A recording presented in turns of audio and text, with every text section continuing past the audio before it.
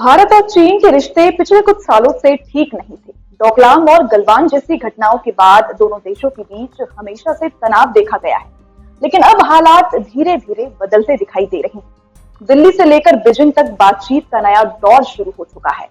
सबसे बड़ी उम्मीद अब प्रधानमंत्री नरेंद्र मोदी और चीन के राष्ट्रपति शी जिनपिंग की आने वाली मुलाकात से जुड़ी है। क्या इस मुलाकात से दोनों देशों के बीच सीमा विवाद सुलझेगा? क्या व्यापार और टेक्नोलॉजी के नए रास्ते खुलेंगे?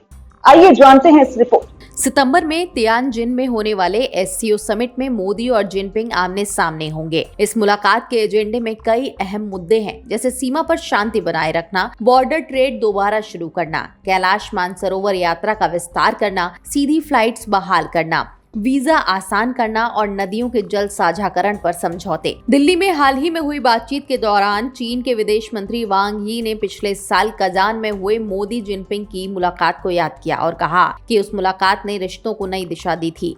अब इस बार भी लोग उम्मीद लगाए बैठे हैं कि रिश्तों में और सुधार होगा। सबसे बड़ा पॉजिटिव सिग्नल चीन की ओर से पहले ही मिल चुका है। चीन ने 3 अहम सेक्टरों पर लगी पाबंदियां हटाने का ऐलान किया है, जिनमें पहला है फर्टिलाइजर। भारत दुनिया का सबसे बड़ा खाद आयातक है। यूरिया और पोटाश का बड़ा हिस्सा चीन से आता है। अब किसानों को समय पर और सस्ता खाद मिलेगा। दूसरा है रेयर अर्थ मटेरियल। ये material mobile, laptop, electric car और डिफेंस इंडस्ट्री में इस्तेमाल होता है। दुनिया की 90% सप्लाई चीन के पास है। भारत को इस पर ढील मिलना टेक्नोलॉजी और इंडस्ट्री के लिए बड़ा फायदा है। तीसरा, टनल बोरिंग मशीनें। मेट्रो, हाईवे और डिफेंस प्रोजेक्ट्स में इन मशीनों की जरूरत होती है। पाबंदी हटने से भारत के इंफ्रास्ट्रक्चर प्रोजेक्ट्स तेजी से और कम लागत पर पूरे हो पाएंगे, यानी सीधा असर किसानों, इंडस्ट्री और बड़े बड़े इंफ्रास्ट्रक्चर प्रोजेक्ट्स पर पड़ेगा। यही वजह है कि मोदी जिनपिंग मुलाकात को सिर्फ एक औपचारिक मुलाकात नहीं, बल्कि रिश्तों में टर्निंग पॉइंट माना जा रहा है।